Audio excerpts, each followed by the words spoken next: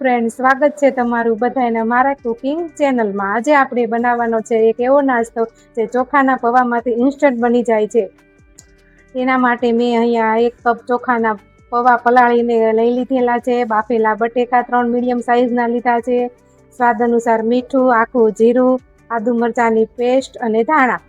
ચાલો હવે રેસીપી શરૂ કરીએ। તેના માટે મેં અહીંયા બાફેલા બટેકા, ચોખાના પૌવા આપણે આવી રીતના કોરા જ કરી લેવાના છે। 1 ટેબલ સ્પૂન જીરું,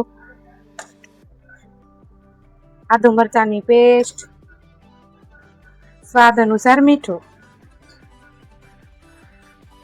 અને લીલા ધાણા એડ કરી દઈશું। બધું બરોબર આપણે મિક્સ કરી લઈશું। આવી રીતે ડો રેડી કરી લેવાનો છે। તમે જોઈ શકો છો મેં અહીંયા તેલ ગરમ કરવા મૂકી દીધું છે। હવે તેલ ગરમ થાય ત્યાં સુધી આપણે મેંદુવડા બનાવી લઈએ। હવે આપણે મેંદુવડાનો શેપ દઈ દઈએ।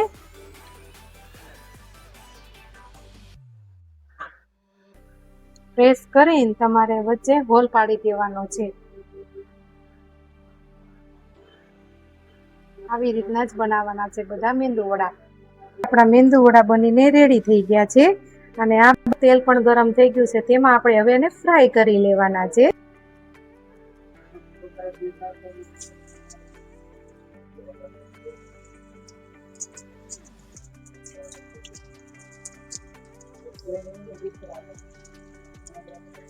ગેસની ફ્લેમ આપણે મીડિયમ જ રાખવાની છે। વચ્ચે આપણે ફોગના મદદથી પલટાવી રહીશું વચ્ચે વચ્ચે, એટલે બંને બાજુથી તે રીતસરના સરખી રીતે ફ્રાય થઈ જાય। આપણે આ મેંદુવડાને ગોલ્ડન બ્રાઉન થાય ત્યાં સુધી ફ્રાય કરવાના છે।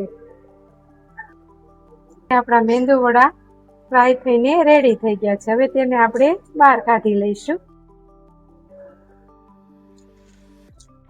આપણા મેંદુવડા બનીને રેડી થઈ ગયા છે। જે બહારથી ક્રન્ચી અને અંદરથી એકદમ સોફ્ટ